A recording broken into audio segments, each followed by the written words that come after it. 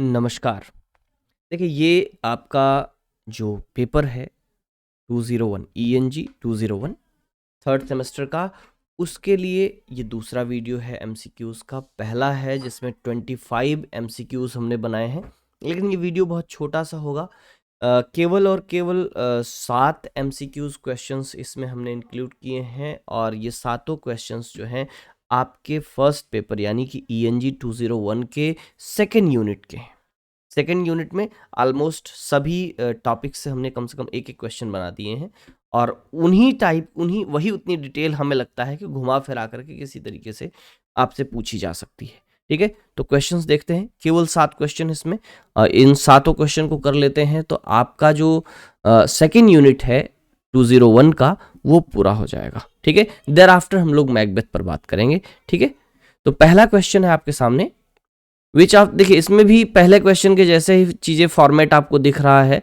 ठीक है, तो वहीं से उसी तरीके के जो हमारे पास डॉक्यूमेंट्स हैं उन्हीं से जो है हम यहाँ पर आपको दिखा रहे हैं। ठीक है, तो सिंपल सा पहला क्वेश्चन है आपके सामने, that is which of the following does not constitute 3 unities as per component of drama, sir as a proper component of drama. ठीक है, तो ऑप्शंस आपके पास हैं unity of action, unity of event, unity of time, unity of place. तो आपको पता है कि भाई यूनिटी ऑफ एक्शन जो है वो अकॉर्डिंग टू एरिस्टोटल वो एक यूनिटी है, दूसरी यूनिटी यूनिटी ऑफ टाइम है और तीसरी यूनिटी यूनिटी ऑफ प्लेस है।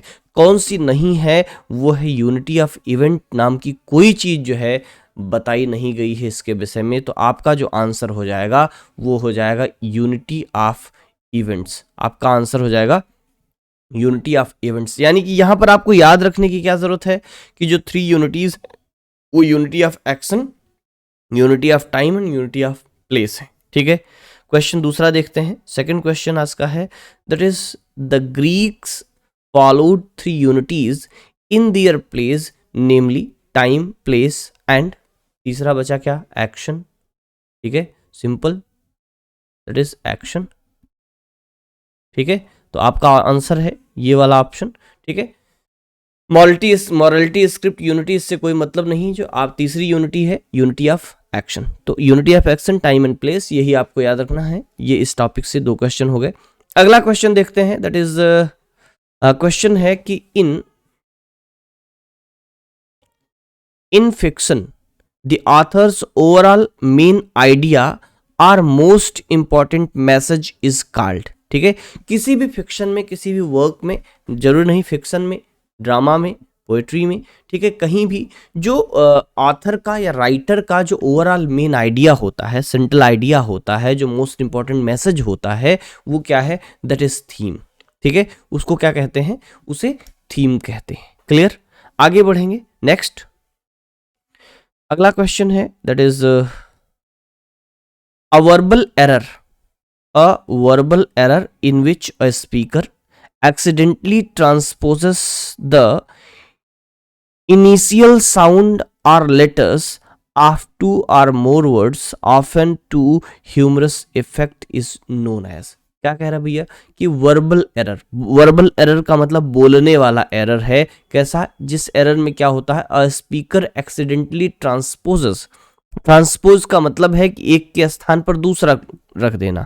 ठीक है, क्या रखता है, इनिशियल साउंड और लेटर, कि 2 वर्ड हैं, उनके इनिशियल साउंड या इनिशियल लेटर जो है उसको चेंज कर देता है, उसको ट्रांसपोज कर देता है, एक की जगह दूसरा कर देता है, दूसरी की जगह तीसरा कर देता है। ठीक है, तो लेटर्स ऑफ 2 और मोर वर्ड्स, 2 या 2 से अधिक शब्दों के। ठीक है, और किस लिए होता है ये, ऑफन टू ह्यूमरस इफेक्ट। ठीक है, कॉमेडी क्रिएट करने के लिए, हंसी लाने के लिए, ह्यूमरस इफेक्ट के लिए, तो उसको क्या कहा जाता है, that is known as स्पूनरिज्म।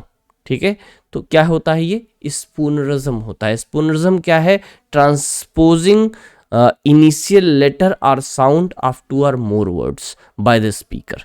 This is an error, that is, और we can say that this is an verbal error. ये एक वर्बल एरर है। क्लियर है, अगले क्वेश्चन पर चलेंगे। नेक्स्ट है, अ प्लेराइट्स इंस्ट्रक्शन। ठीक है, क्या है, a playwright's instruction to a director and actors is referred as. ठीक है, किसी भी प्ले में जो प्ले राइट होता है वो कुछ इंस्ट्रक्शंस लिखता है, किसके लिए? डायरेक्टर के लिए, एक्टर्स के लिए। वो इंस्ट्रक्शन क्या कहा जाता है? ये इंस्ट्रक्शन कहा जाता है स्टेज डायरेक्शन। ठीक है, 16-17 सेंचुरी के जो प्लेज थे उनमें स्टेज डायरेक्शन लिखने का प्रचलन नहीं था, लेकिन बाद के जो प्लेज का डेवलपमेंट हुआ 20th सेंचुरी में, 19th सेंचुरी के लेटर पार्ट में, उनमें स्टेज डायरेक्शंस लिखे गए। ठीक है, तो स्टेज की सज्जा कैसी होगी, स्टेज कैसा होगा, कौन सा डायलॉग डिलीवरी करते समय कौन सा जो एक्टर है या एक्ट्रेस है वो किस पोजीशन में है, किस इमोशन में है, किस फीलिंग के साथ बोल रहा है, ये सारी बातें ब्रैकेट में जगह जगह पर लिखी जाती हैं, उसे कहते हैं स्टेज डायरेक्शन। ठीक है, तो स्टेज डायरेक्शन क्या है? A playwright's instruction to a director and actors. ठीक है, अगला question, which figure of speech, next question है, which figure of speech describes something in a way that makes it seem less important, less serious, bad, etc. than it really is। क्या कहना है भैया? एक ऐसा फिगर ऑफ स्पीच जिसमें या जो डिस्क्राइब करता है किसी चीज को, something in a way that makes it seem less. ठीक है, जो किसी चीज को उसकी वास्तविकता से कम महत्वपूर्ण, कम सीरियस या बुरा, ठीक है, बताने की कोशिश करता है, जैसा कि वो रियली में है, एज इट इज। जो रियल सिचुएशन है, रियल कंडीशन है, उस रियल सिचुएशन, रियल कंडीशन से कम बताया जाता है जिस फिगर ऑफ स्पीच में। वो फिगर ऑफ स्पीच क्या है? उसको भैया कहते हैं अंडर स्टेटमेंट। क्या कहते हैं? Under statement. क्लियर? आगे बढ़ेंगे, आई थिंक ये लास्ट क्वेश्चन है। ठीक, और लास्ट क्वेश्चन क्या कहता है? Blank space is a theatrical concept that determines a level of truth in an assertion और हाइपोथेसिस। ठीक है, किसी हाइपोथेसिस में, किसी असर्शन में, ठीक है, जो एक थिएट्रिकल कॉन्सेप्ट है जो कि क्या करता है? Determine the level of truth. ठीक है, ट्रुथ का जो लेवल है किसी असर्शन में, किसी हाइपोथेसिस में, वो क्या है? वो है वर्सिमिलिट्यूड। ठीक है, क्या है कहते हैं उसको? वर्सिमिलिट्यूड। ये सारे लगभग वो कॉन्सेप्ट्स हैं जो कि आपके फर्स्ट पेपर यानी कि 201 के सेकेंड यूनिट में दिए गए हैं। उनसे हमने तुरंत अभी ये सारे क्वेश्चंस क्रिएट किए हैं, पहले से बने हुए नहीं थे, तो इनको हमने किया। लगभग सारे कॉन्सेप्ट्स मैंने शार्ट में आपको दे दिए, इन्हीं से आपके क्वेश्चंस बन सकते हैं, और उम्मीद करता हूँ इतने से आपको सेकंड यूनिट में पूरी हेल्प मिल जाएगी। यही सारे कॉन्सेप्ट्स आपको घुमा फिरा करके पूछ लेगा, तो इन कॉन्सेप्ट को, उनकी डेफिनेशन को, उनके कुछ एग्जाम्पल्स को आप दिमाग में रखें, ध्यान में रखें, इसी तरीके के क्वेश्चंस बनेंगे।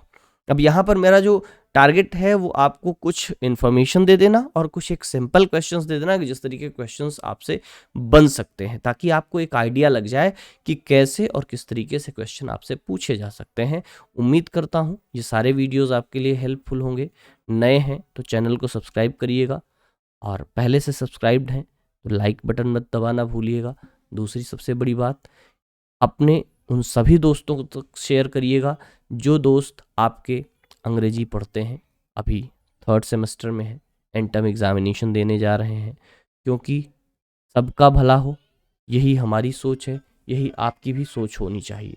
तो उम्मीद करते हैं कि आप अपना काम करेंगे, मैं अपना काम करूँगा, सब कुछ अच्छा होगा। All the best.